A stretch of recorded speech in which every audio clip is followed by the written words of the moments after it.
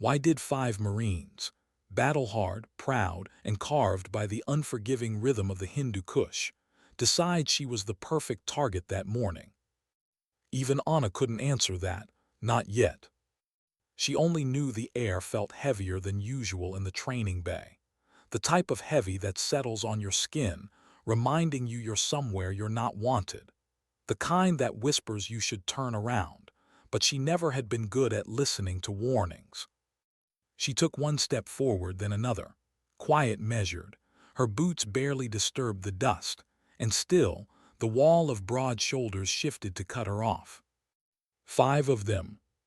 Their smirks came first, the kind men used when they wanted to test something sharp just to see if it would bend. They weren't testing strength, they were testing place, checking whether she understood hers. Sergeant Henderson moved from the center of their formation, planting his boot directly in her path. He didn't need to speak. His posture said enough. Not you, not here.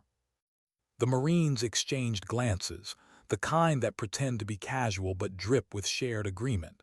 She was smaller, leaner, wearing navy colors in a Marine kingdom, still as stone in a place where swagger was currency.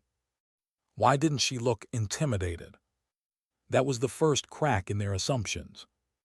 "I need to get to the armory," Anna said. No edge, no bite. Her voice was steady, as if she were discussing weather or tide charts or something else that couldn't offend anyone. Henderson's laugh rolled across the bay, big and round and practiced. "Armory's closed. Inventory." She didn't blink. "It's open." He leaned closer, breath thick with coffee and sand. "Not for you." Her heartbeat didn't rise. Her muscles didn't tighten.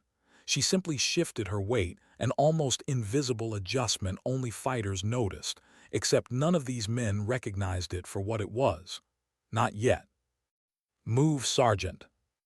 The simplicity of the sentence cut through the dusty air like a scalpel. She hadn't raised her voice. She hadn't threatened. She had just spoken, calmly, as if she expected to be obeyed. And maybe that's what unnerved Henderson most. His smirk twitched, collapsing into something uglier. "You don't give orders here, Commander."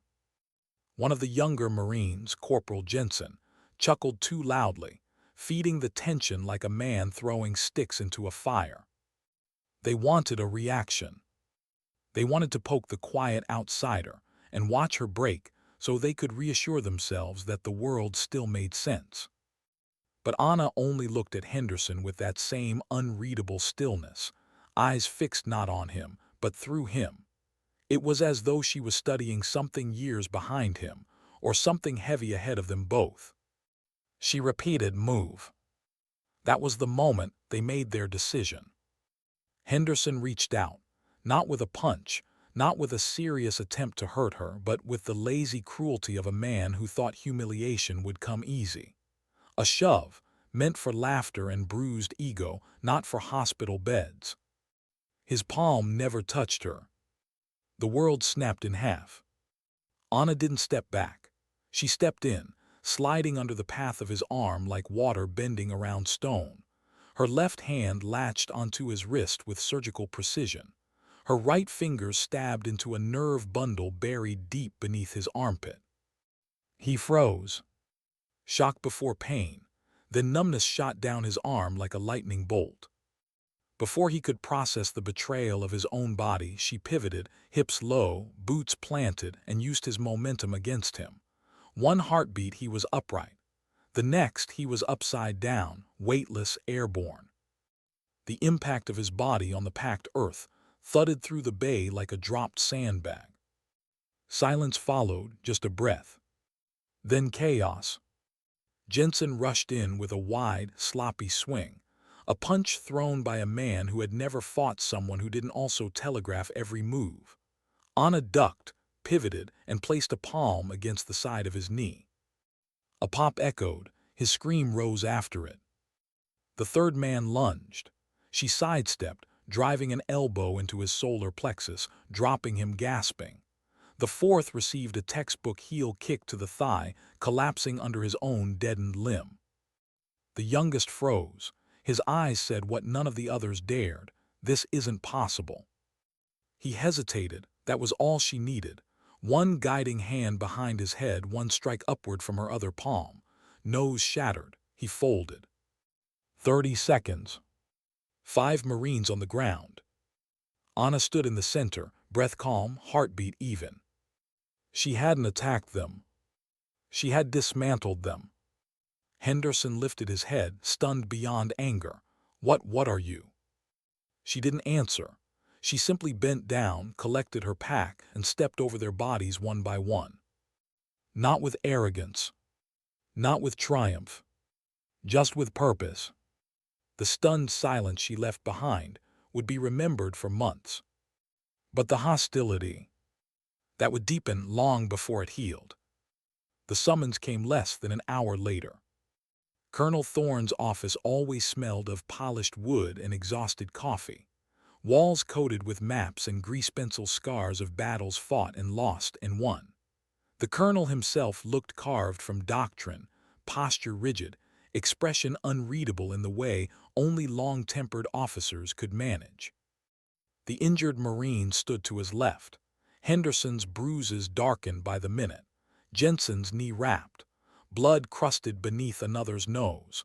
They looked like the aftermath of a training accident involving gravity and poor life decisions. Miller, their platoon leader, stood near the wall, tight jaw, stiff shoulders, silently begging the floor to swallow him whole. Anna entered last. She stood at attention, eyes fixed just over Thorne's head, not meeting his stare but not avoiding it either. Her face held no apology.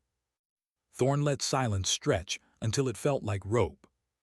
"I've commanded this fob for 18 months, he said finally, tapping her thin personnel file. "And in that time we've built order, discipline, brotherhood." His tone sharpened. "Then you arrived." Henderson's jaw tightened. Miller exhaled quietly. Thorne gestured toward his injured men. "Some of my best Marines look like they were mauled by an animal, a Navy officer, a liaison." "They initiated physical contact, sir," Anna replied. "You're a field-grade officer. You de-escalate. You do not hospitalize 5 Marines." His voice rose. "And don't tell me your desk job file leaves room for fantasy. Your logistics, intelligence, 5 years out of the field." Miller swallowed hard. Everyone waited for her response. "My file is incomplete," Anna said simply. Thorne barked a laugh. "Is that what we're calling lies now?" He leaned forward, voice low and sharp. "You're attached to Miller's unit for Operation Nightshade. You will do nothing unless told. You're an observer, that is all." His final words landed like stones. "You're in the Marines' world now. Try to remember that." She held his stare for one breath, then another. And without a word, walked out into the blinding Afghan sun, heat wrapping around her like a warning. The hostile glances from every direction followed her. She felt none of it on her face. But inside, a small ache pulsed beneath her ribs, not anger, not fear. Something quieter. "They will judge me before they know me. They always do." But there was something she hadn't told them. Not yet. And soon, far sooner than any of them expected. They would learn exactly who and what she really was. Why did the helicopter feel colder when she boarded it? Colder than the mountain wind, colder than the hard looks thrown her way. Maybe it wasn't the metal. Maybe it was the people inside it. 10 Marines sat shoulder to shoulder in the belly of the CH-53, rifles cradled, eyes focused anywhere except on her. They didn't speak. They didn't need to. Their silence had weight, shape, judgment. Anna felt every ounce of it. She sat near the tail ramp, helmet resting against vibrating steel, watching great slabs of mountain drift beneath them. The Hindu Kush rose like broken knuckles from the earth, harsh, unforgiving, ancient. A place where people disappeared without ceremony. A place she disappeared into before. This time was different. This time, she wasn't supposed to be the one leading. She was supposed to blend in, listen, observe. A quiet shadow in camouflage that didn't quite fit. The Marines didn't buy it. Henderson sat across from her, arms crossed, bruises darkening like storm clouds. He didn't look at her, not directly, but his jaw twitched every time she shifted, as if some part of him still couldn't accept that he'd lost a fight he'd never expected.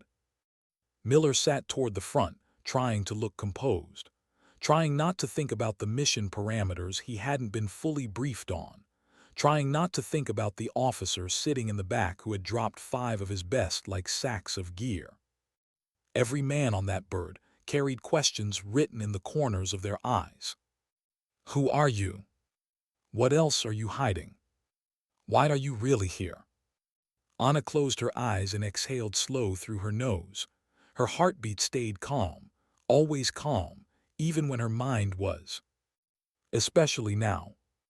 Because there was something she wasn't telling them, something she wasn't cleared to tell them, something that kept pushing against her ribs like a secret trying to escape.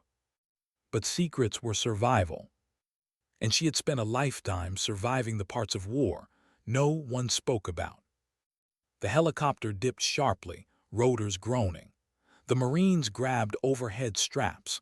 Dust blew in through the ramp as the bird descended into a swirl of grit and turbulence. Insertion point in 10, the crew chief yelled, his voice swallowed by the engines. The Marines snapped into motion, checking buckles, swapping mags, pulling on gloves with the tight jerks of men who had done this too many times to count. Anna tightened the strap on her rifle, fingers moving with quiet precision. No wasted motion, no